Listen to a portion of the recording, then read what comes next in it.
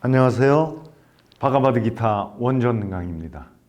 지난 시간에 빤두가 히말라야 산에서 5명의 아들을 얻게 되고 이 소식을 들은 자신의 형, 장님으로 태어난 형이죠.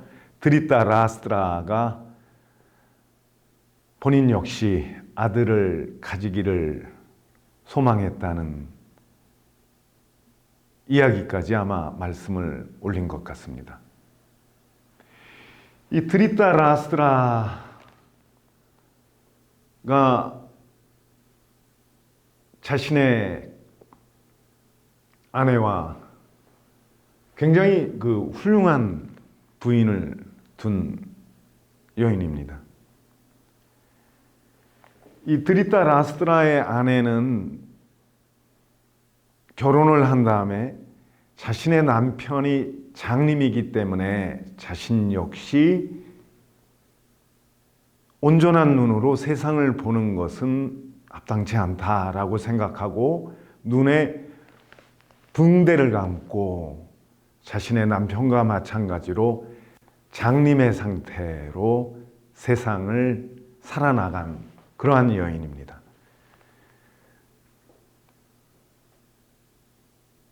이러한 훌륭한 아내와의 사이에 자식을 갖게 되는데 그만 부인이 낙태를 하게 됩니다. 무척 실망스러운 상황이죠. 이러한 상황에서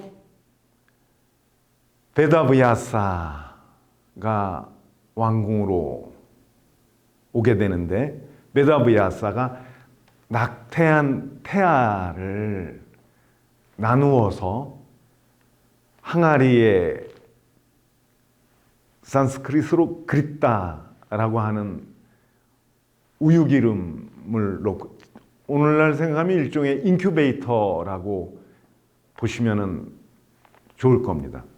인큐베이터를 만들어서 이제 그 태아를 나눠서 거기다 담아둬서 모두 101명의 아들들이 태어나게 됩니다. 큰아들의 이름이 두르요다나입니다. 아마 다음 강의쯤 되면은 본문 속에서 이름이 언급될 겁니다.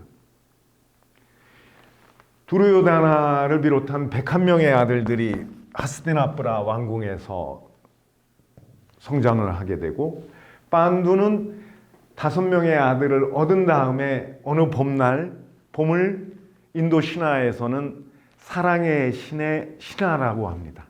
와산뚜라고 하는데 봄을 와산뚜는 사랑의 신인 까마데바의 신화, 즉 신하는 왕이 있는 곳을 항상 따라다니기 때문에 봄이라고 하는 계절은 사랑의 신이 임하고 있는 시간이다.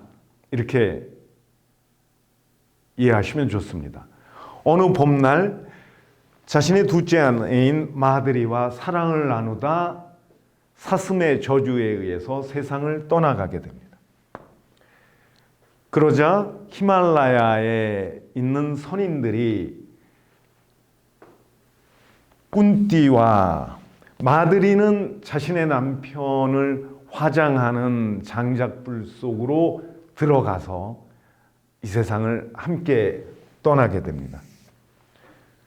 인도의 그 사띠라고 하는 제도, 화장할 때 부인을 함께 태우는 제도인데 원래 시작은 사띠라고 하는 여인이 자신의 남편을 너무나 사랑한 나머지 남편의 시신이 불타는 장작 속으로 들어간 것이 그 유래라고 합니다.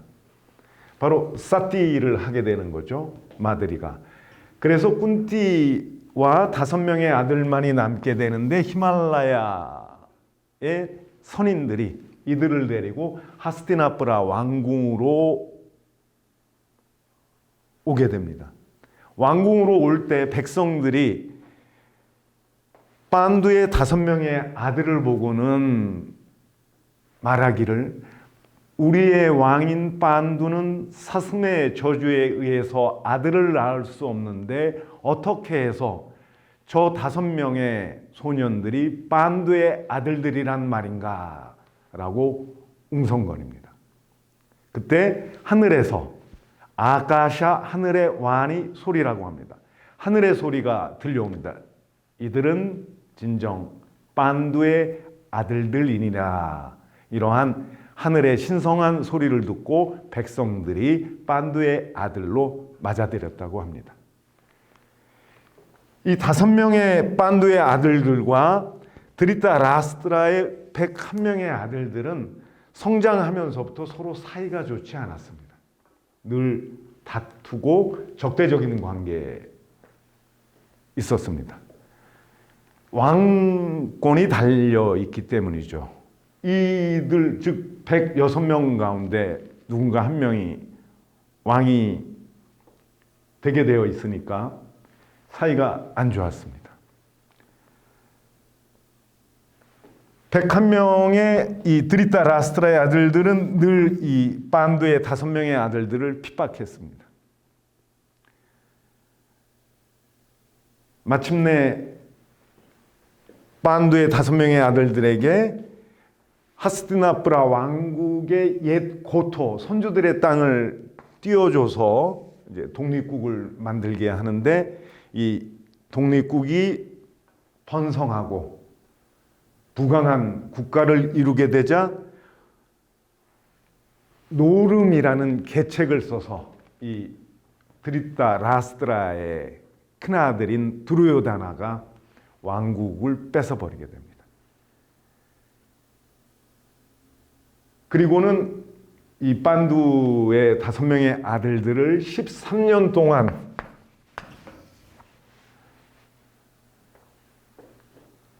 국외 추방을 시키고 12년이 지나서 마지막 1년 동안은 변장을 해서 신분이 탄로나지 않은 상태로 무사히 13년을 채우면 다시 왕국을 돌려주겠다라는 이런 약속을 하게 됩니다. 13년이 지나서 판두의 5명의 아들들이 자신들의 왕국을 되돌려달라 그러자 드리타라스트라의 아들인 두르요다나는 거절합니다. 그래서 이 왕국 때문에 드리타라스트라의 101명의 아들들과 그리고 판두의 5명의 아들들 사이에 싸움이 벌어지게 됩니다. 상당히 이상한 것은 크리스나는 판두의 셋째 아들인 아르주나와 고종사촌간이면서 아주 친한 친구입니다.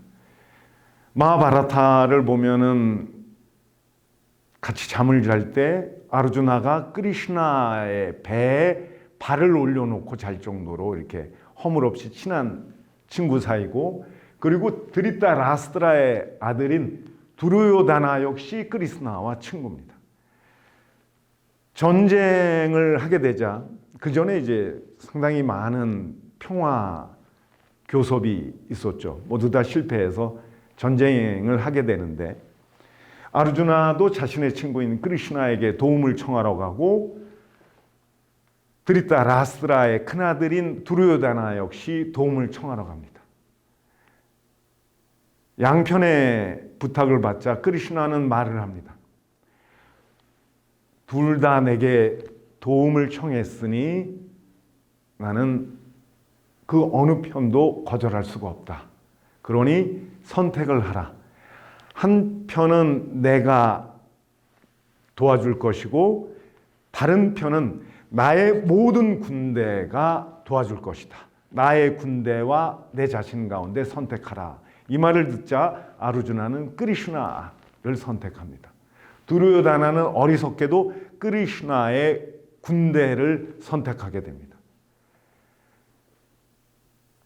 바가바드 기타의 배경인 이 전쟁은 크리스나는 자신의 군대를 적군으로 삼아서 전쟁을 하게 되는 겁니다. 판두의 아들들 편에는 판두의 장인인 판찰라 왕국의 두루빠다 왕 등등이 동맹군으로 참여하고, 그리고 드리타라스트라의 아들인 두르요다나의 편에는 판두의 외삼촌과 자신의 스승 그리고 자신의 할아버지에 해당하는 비스마가 이 전쟁에 참여하게 됩니다. 즉 스승과 싸워야 하고 자신의 외삼촌과 싸워야 하고 자신의 친구와 싸워야 하는, 말 그대로 골육상쟁의 아주 비참한, 정말 피하고 싶은 전쟁의 시작. 양군이 진요를 갖추고 이제 막 전쟁을 벌이려고 하는 순간에 시작되는 이야기가 바로 바가바드기타입니다. 바가바드기타의 본문에 들어가기에 앞서 베다의 한 구절을 잠깐 살펴보겠습니다. 리그베다에 나오는 구절입니다.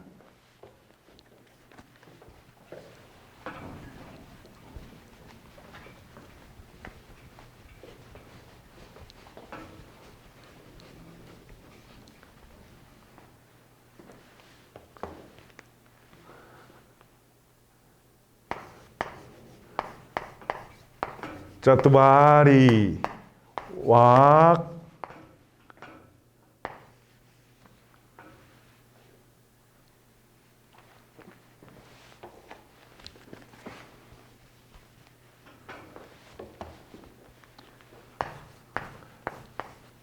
파리미타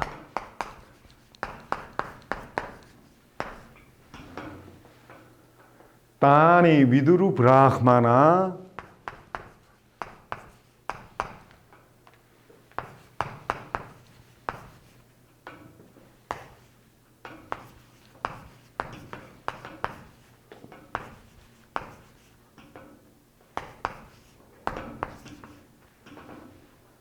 예 마니시나하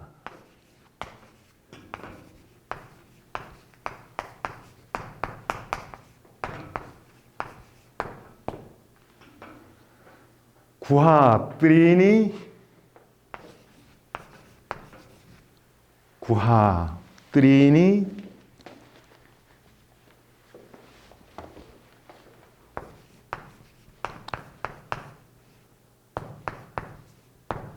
리히타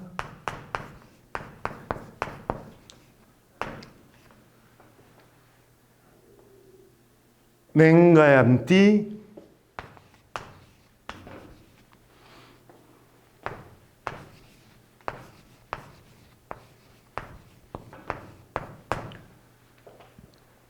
뚜리암 와쪼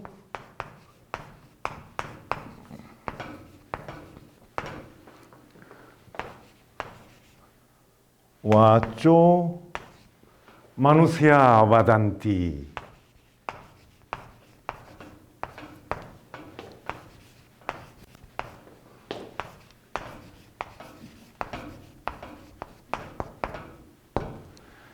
리그베다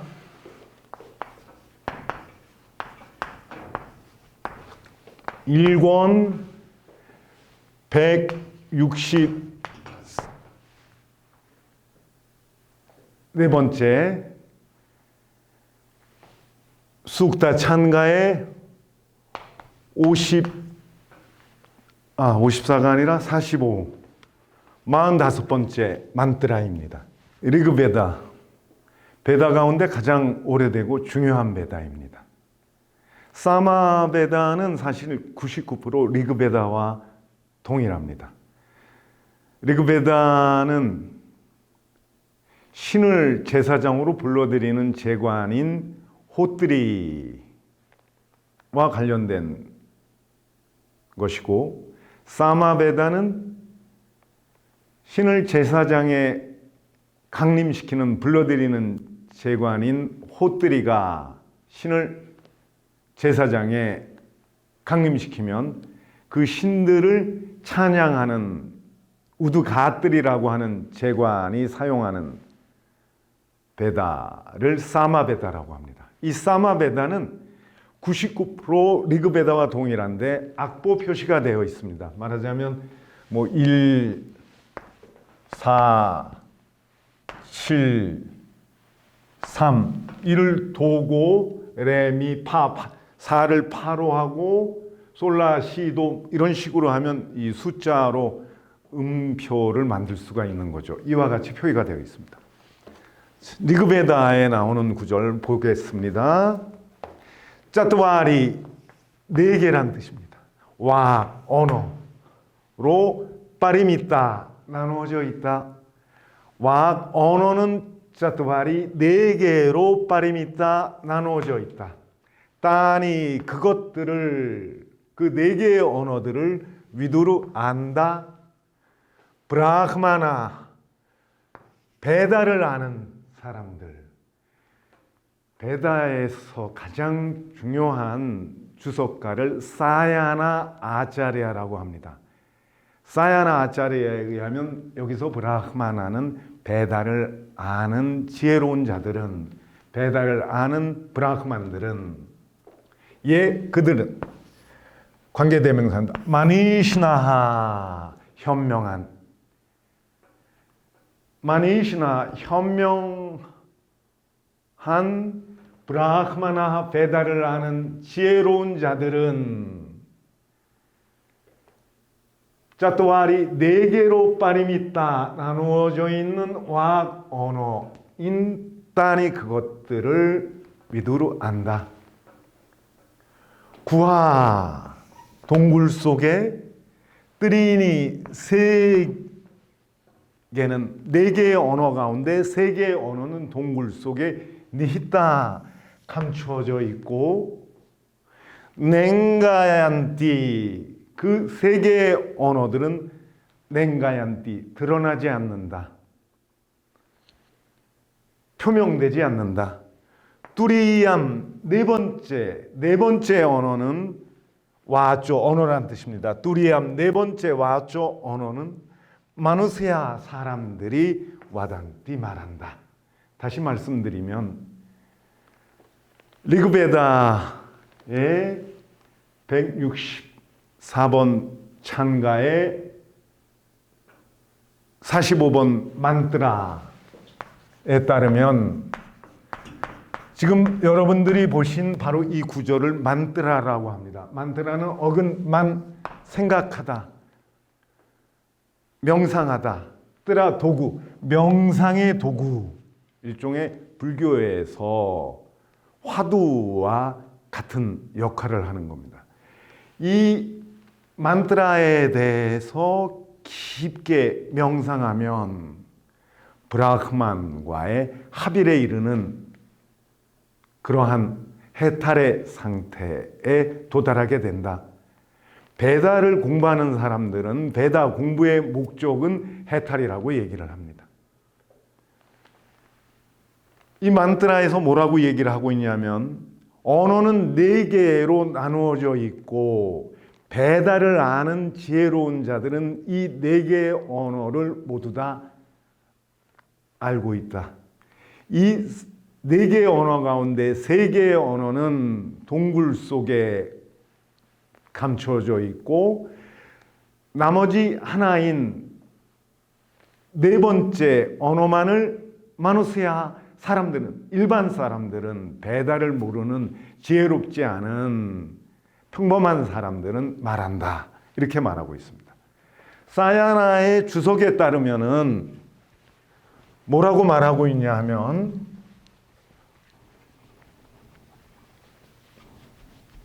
네 가지 언어는 빠라, 그리고 빠스얀띠,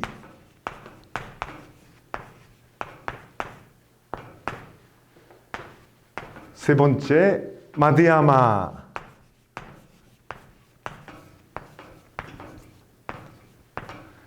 마지막 네 번째 와이카리 이렇게 네 가지의 언어라고 말합니다. 빠라는 어떤 언어냐 하면 물라다라, 아마 요가를 하시는 분들은 이 용어를 이해하실 겁니다. 물라다라 차크라. 배설기관과 생식기관 중간, 보통 회음부라고 또 표현을 하는 우리의 신체 부위에 위치하고 있는 것인데, 물라, 뿌리, 아다라, 토대, 우리말로 하면 근본이라는 얘기입니다. 이 물라다라 차크라에서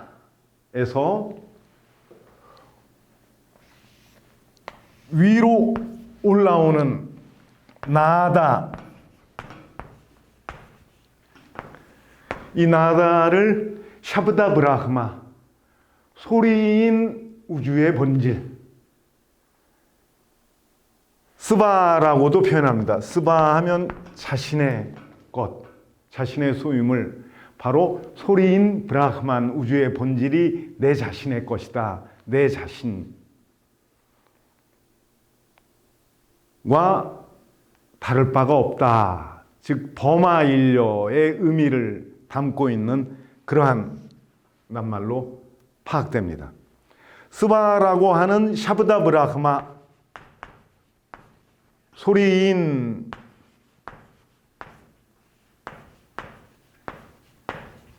브라흐마, 인 나다가 물라다라에서 위로 올라오는 소리를, 바로 그 언어를 빠라라고 불러줍니다. 궁극적인 언어인 거죠. 이 빠라가 심장 쪽으로 다가가게 되면, 우리의 심장 쪽으로 물라다라에서 올라와서 심장 쪽으로 다가오게 되면 그 언어를 빠스얀티가 아니라 빠스얀티라고 불러줍니다. 빠스얀티 하면 보이는 것, 보는 것이라고 우리말로 옮길 수 있는데, 요가 명상을 하는 사람들은 마음의 눈으로 이 언어를 볼 수 있기 때문에 빠스얀티, 보이는 것, 보는 것이라는 이름을 갖게 됐다고 합니다. 심장으로 다가가는 언어 빠스얀티. 그 다음 마디야마는 중간이라는 뜻입니다. 중간의 언어. 심장은 우리 몸의 가운데라고 생각을 해서 심장 속에 있는 우리의 지성, 본마음, 붓디, 이 지성의 처소를 흐리다야 심장이라고 합니다. 이 붓디, 지성으로 자리 잡는 언어를 마디야마라고 합니다. 우리 마음속 가장 깊은 곳에 깃들어 있는 언어라고 해석할 수 있겠죠. 그 다음 심장에 위치하고 있는 지성으로부터 나와서 우리의 발음기관인 입천장, 그 다음에 입술 등등 조음 부위에 자리 잡아서 발화되는 언어를 와이칼이라고 합니다. 즉 지금 제 얘기 여러분들 듣고 계시죠? 바로 제가 하는, 그리고 여러분들이 들어서 이해하는 언어가 와이칼이라고 하는 언어입니다. 우리가 아까 본 베다 규절에 따르면 베다를 아는 지혜로운 사람들은 이 네 가지 언어 모두를 다 이해하는데, 일반인들은 와이카리만을 이해한다고 합니다. 하지만 위아까라나 문법을 통해서 명사와 동사, 형용사 등등, 그리고 낱말의 원형과 그 원형에 붙는 접사 등등을 알고 있는 사람은 이 네 가지 언어를 모두 다 안다라고 사야나는 이 만트라를 해석하고 있습니다.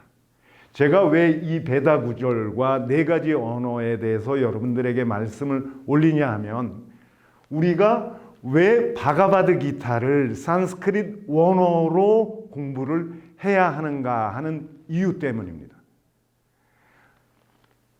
앞으로 제 생각에 얼마 시간이 지나지 않아 통역기가 나올 겁니다. 귀에다 이어폰을 꽂고 적당한 위치에 스피커를 장착하고 있으면 제가 한국말을 하고 있어도 이것이 상대방에게는 뭐 영어나 인도어나 불어나 다른 외국어로 번역이 되고 상대 마찬가지로 영어로 말을 하지만 이제 제 귀에 이어폰에는 한국어로 번역이 돼서 들리는 그런 시대가 외국어를 우리가 익힐 필요성이 있는가에 대해서 회의를 하게 됩니다. 바가바드 기타도 우리말로 번역된 글만 보고 이해하면 충분하지 않을까라고 생각할 수 있지만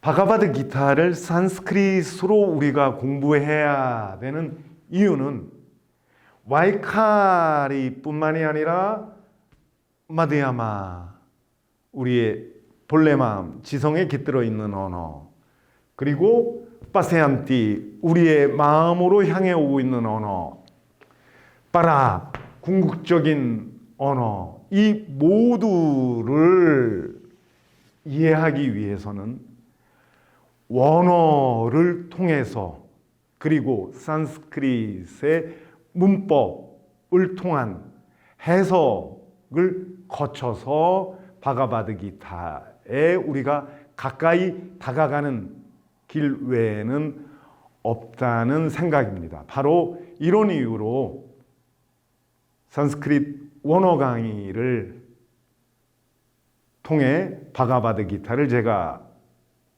강의하게 됐습니다. 산스크릿이 상당히 복잡하고 어려운 언어로 알려져 있는데 저희들은 바가바드 기타에 관련된 문법, 관련된 산스크릿 언어만 완전히 숙지하면 됩니다.